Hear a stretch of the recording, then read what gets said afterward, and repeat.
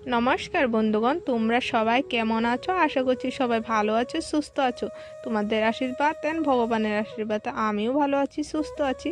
তো welcome back to my channel Purnima ব্লগে তোমাদেরকে অনেক অনেক স্বাগত। আমার চ্যানেল গুরুদেরকে জানাচ্ছি আমি প্রণাম, আর ছোট ছোট ভাই বোনদেরকে জানাচ্ছি আমার বুক ভরা ভালোবাসা। তো বন্ধুরা, আমার রান্নাঘরটা ঝাড়ু মারা হয়ে গেল।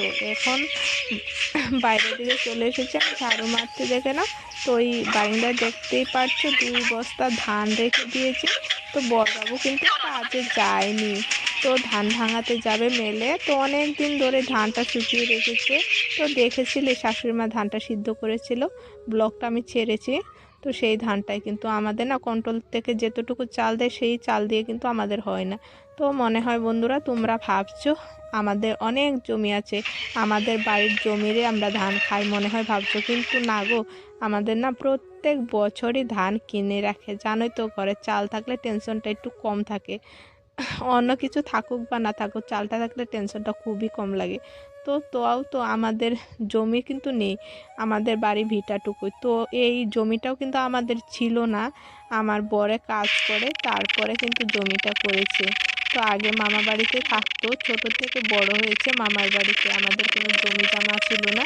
তারপর মামা বাড়িতে থেকে বড় হয়ে কাজ করে তারপরে জমিটুকু কিনেছে। তো বন্ধুরা, এখন আমি চলে এসেছি কাপড় কয়েকটা মেলে দিতে। এদিকে তো এখনও কাপড়টা মেলে দিয়ে এই যে এখন চলে এসেছি আমি রান্নাঘরে।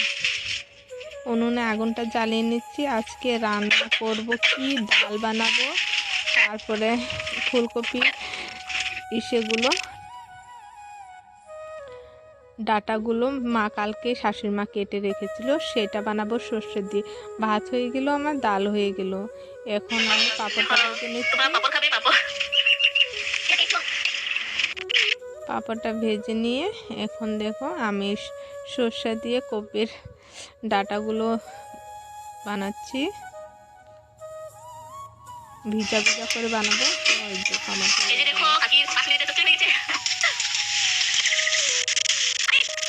নামিয়ে নিচ্ছি।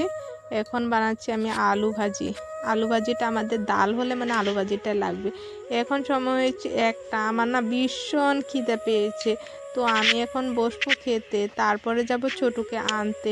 বড়বাবু গিয়েছে পাশের বাড়িতে, একটু কাজ ছিল সেইখানে গিয়েছে কাজ করতে। তো আমি ভাতটা খেয়ে নিব। তো দেখে নাও আমি কি কি বানিয়েছি। এখানে বাড়াই রয়েছে, ওই টিফিনে কাল